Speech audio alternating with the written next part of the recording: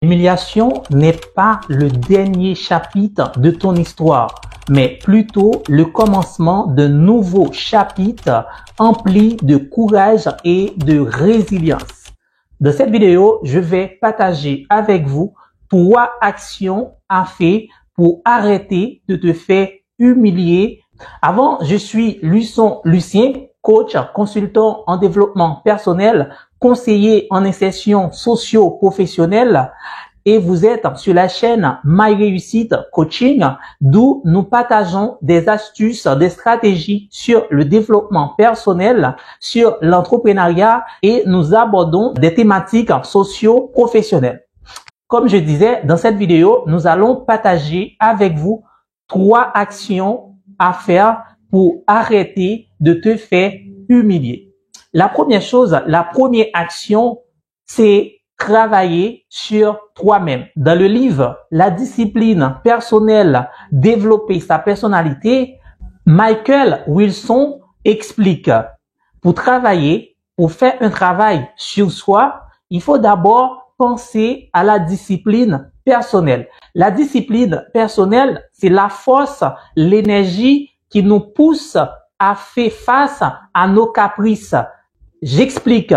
Parfois, tu t'es déjà retrouvé dans une situation où tu as quelque chose à faire, tu as quelque chose à accomplir et vous n'avez pas de la motivation pour faire cette tâche, pour faire cette chose.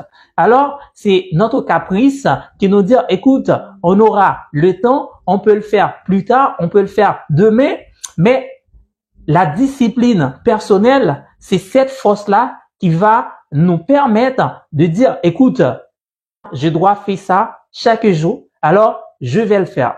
Qu'il pleut, qu'il tonne, je vais le faire. Et c'est pour cela que dans le livre « La discipline personnelle, développer sa personnalité », il est important, il explique, c'est important de surpasser. Surpasser, c'est aller au-delà de tes capacités, de tes limites. C'est n'arrêtez pas au moment où ton corps se lâche, au moment où tu as envie de laisser tomber. Mais en fait, c'est à ce moment-là, tu commences à faire un véritable travail sur toi. Pour travailler sur toi, pour faire un travail sur soi, alors il est important d'aborder le sujet, la discipline personnelle. Et c'est cette discipline-là qui va permettre aux autres personnes de te respecter. La deuxième action à faire, c'est quoi? C'est impose-toi. Impose-toi. Et j'aime cette citation. L'ignorant attaque avec la parole. Le sage défend avec le silence. Alors, quand je parle impose-toi, ne pense pas à être arrogant pour t'imposer. Mais l'important, c'est être calme, sage. Et c'est ça qui va te permettre de t'imposer. Alors, pour désamorcer les attaques verbales des autres personnes à l'égard de vous, c'est qu'il est important de prendre ça avec beaucoup de souplesse et trouver un moyen très simple, très rigolade pour remettre ça en question et sans déranger la personne tout en gardant le calme. Troisième action, c'est obliger les gens à te respecter. Alors, je vais vous raconter une anecdote.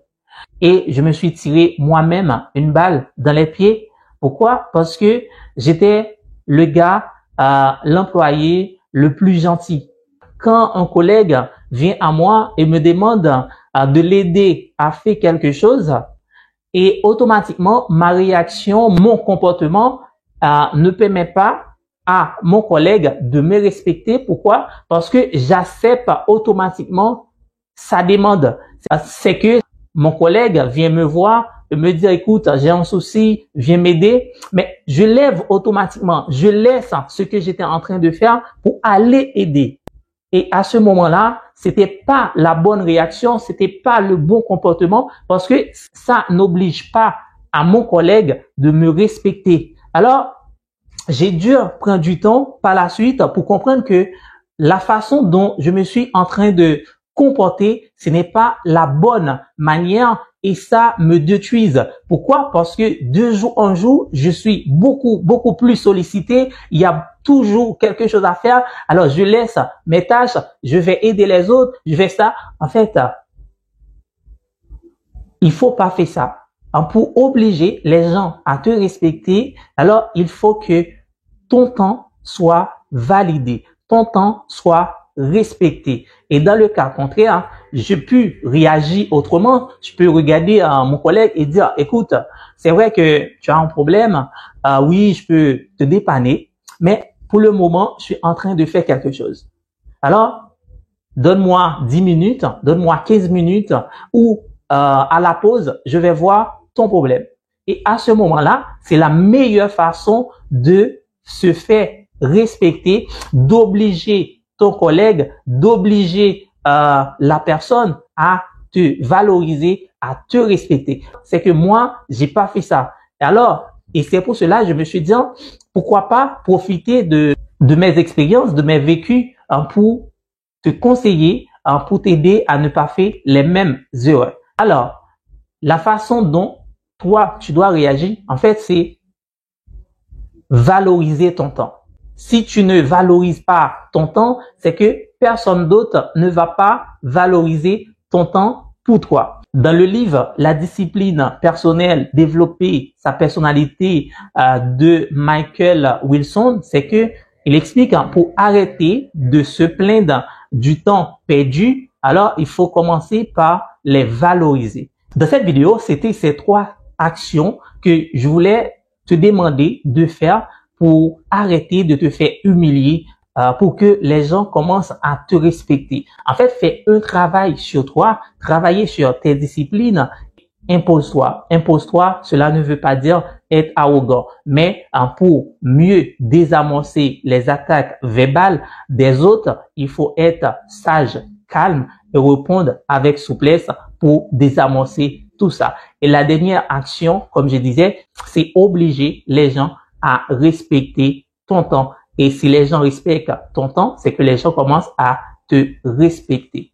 Et c'est là que j'arrête cette vidéo. Alors, partage avec moi dans les commentaires ton avis sur ces 3 actions et ce serait un plaisir de te lire dans le commentaire. Et je vous dis merci et je vous donne rendez-vous la semaine prochaine pour une nouvelle vidéo.